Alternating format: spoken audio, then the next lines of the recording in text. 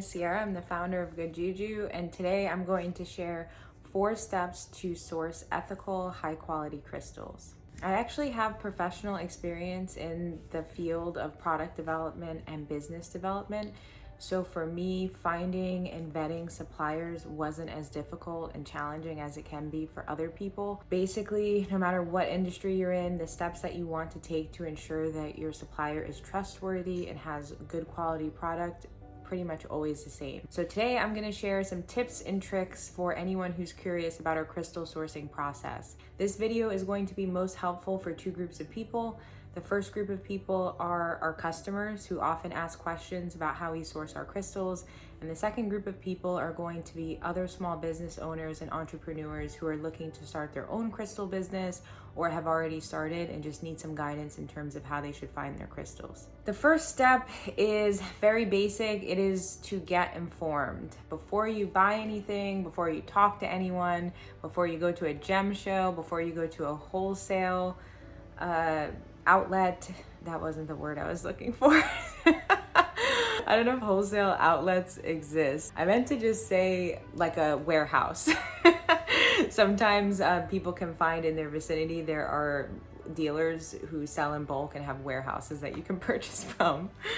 Get informed. Despite the fact that there are a ton of ethical, trustworthy suppliers out there, there's also a lot of suppliers out there who will rip people off who are new or ignorant. So inform yourself. And by that, I mean, be aware of the common mistakes that people make when they first start sourcing certain materials. For example, myself, like many other people, had to learn the hard way that natural citrine and heat-treated amethyst are 2 different things. And to give some context, amethyst and citrine are both from the quartz family. Quartz, when heated to a certain temperature, will either turn purple amethyst or yellowish citrine. You can also take amethyst and heat it yourself and you can make it look like citrine. Typically it has more of an orangey hue, and usually natural citrine is a little more honey and lighter yellow color. Things like this make a huge difference because natural citrine is more rare and more expensive, and heat-treated amethyst is a lot cheaper and a lot easier to find. So you would not want to be paying natural citrine prices for heat-treated amethyst. Also, knowing that certain stones are man-made is also important, or synthetic. So for example, a lot of people like to think that opalite is a crystal. A lot of people confuse opalite with moonstone or with opal,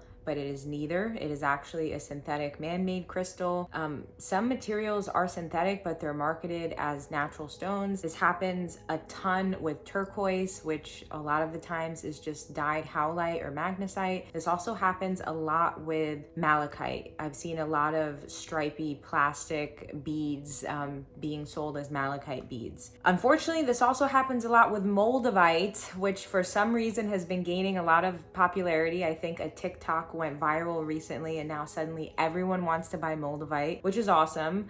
But there's only one place in the world that moldavite comes from, so it's pretty rare and it's pretty expensive. So if you see a price that seems too good to be true, just kind of ask yourself, do I need to do a little more research? Does this make sense? Sometimes stones are dyed, so that's important to know as well. If you find a vibrant agate slice that's like neon pink, and unfortunately Mother Earth doesn't make agate slices in neon pink, so usually really vibrant, outlandish colors are dyed.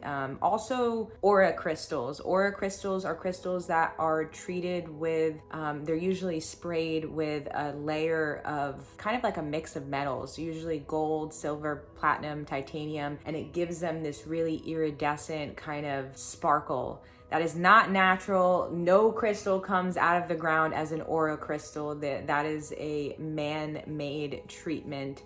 They're not synthetic crystals, but they don't come out of the ground like that. So these are important things to know. And honestly, a lot of the times you will not know these things until you make a mistake and end up buying something fake, unfortunately, or someone corrects you.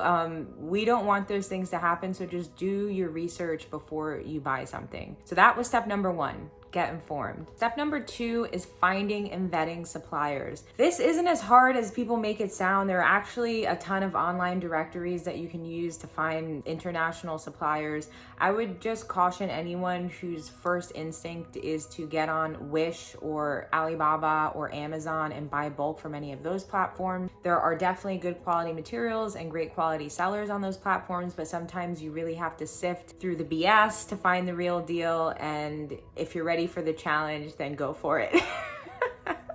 I prefer meeting my suppliers in person, which allows you to see and touch the material before you commit to buying it. This is why I love going to gem shows. I do realize that with COVID, a lot of gem show schedules are negatively affected and have been canceled. However, there are still a lot of smaller local gem shows happening, so I would encourage you to get online and see if anything is happening nearby. When that is not feasible due to COVID or due to distance, I always tell people just take a video tour. Take a video tour with your suppliers. A supplier who doesn't have anything to hide should be more than willing to do a video tour and show you the production space, show you the warehouse location, and answer any questions you have about how or where or when the product is made. Something else that you can do that is helpful is look for suppliers that have certifications. A lot of crystals are carved overseas.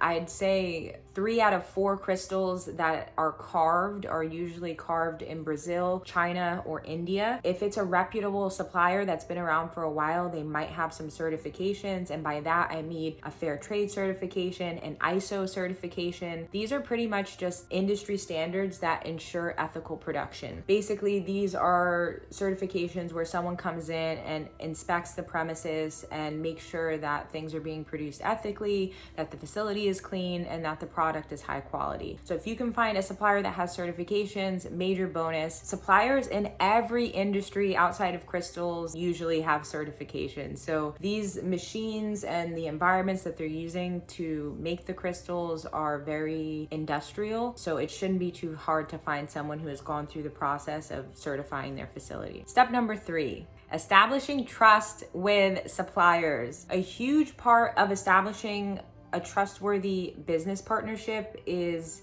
being honest, being transparent, and communicating clearly. This can be difficult because there's oftentimes language barriers. I recently had to download a translator app to talk to a new Brazilian supplier who didn't speak any English at all, but was the only person that I could find that had this specific agate material that I was looking for.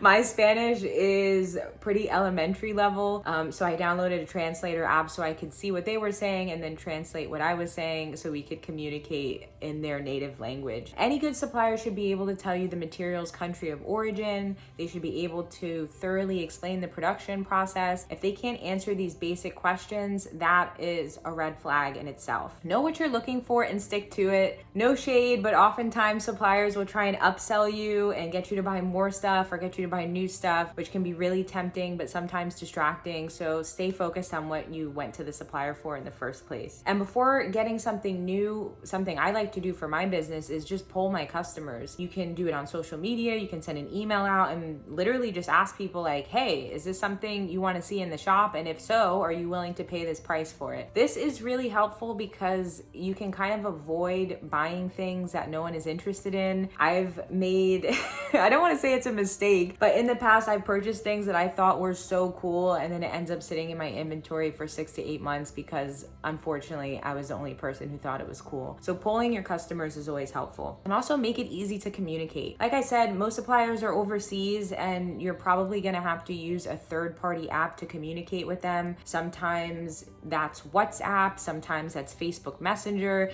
maybe it's email. Typically because texting or talking on the phone is super expensive with the overseas call charges. So just make it easy to communicate, download whatever apps that person is using just to kind of lower the barrier. Finally, the last step is cost and pricing. So I like to do some market research before I price anything because I really like to find out what the going rate is of the material. So I really browse the marketplace and see what other people are selling similar products for. Sometimes you'll be in a really cool scenario where you cannot find anything similar to what you're selling. online, which is kind of a market advantage because then you can pretty much set whatever price you want. Although I would encourage you to try and find something similar and try and stay in a competitive price range with other things on the market. So personally, before I put anything up on the Good Juju website, I do not sell on Etsy, but I realize that Etsy is a huge marketplace for crystals. I go on Etsy and I look at other small shops and I try to make sure that my prices are competitive. You're not always going to be lower, you're not always going to be the same price. Sometimes you're going to be $1 or $2 more, but just staying within the general vicinity of what people are already willing to pay for a specific product is pretty important. If you're purchasing, do the math. I can't emphasize this anymore. A lot of suppliers sell bulk by the kilogram. Understand how many pieces are in a kilogram so you can determine your unit cost. This is very important. So if a kilo is X dollars and you're buying 5 kilos, and within that 5 kilos there are 100 pieces, you need to divide the total that you're paying by the number of pieces to determine your unit cost. This might seem a little rudimentary, but it's very important and it will protect you from making pricing errors, which is easy when you're buying in bulk. The other thing that's important that I see a lot of small businesses struggle with is just making sure that your margins allow profit for yourself. That's the entire purpose of a margin. Your business cannot operate if there is no room for profit. So your margin should allow you to pay yourself. It should allow you to pay your employees, if you have any, to purchase inventory, to cover operating costs. If the only way for you to have a good profit margin is for you to overprice the product, then that means either one of two things. Either you're not getting the product at the right price, or you're not buying enough of it to see the bulk discount that you need to remain profitable. Don't take a hit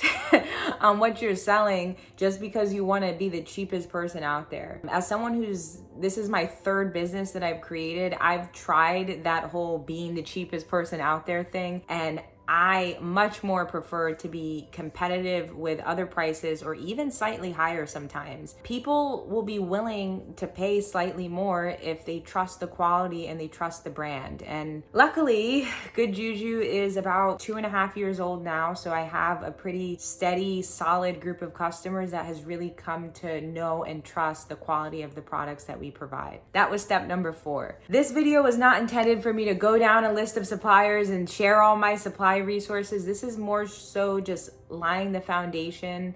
If you're curious about how we source crystals, or you're wanting to get into it for the first time yourself, just things to think about before you start spending money and ordering product, kind of almost like warnings.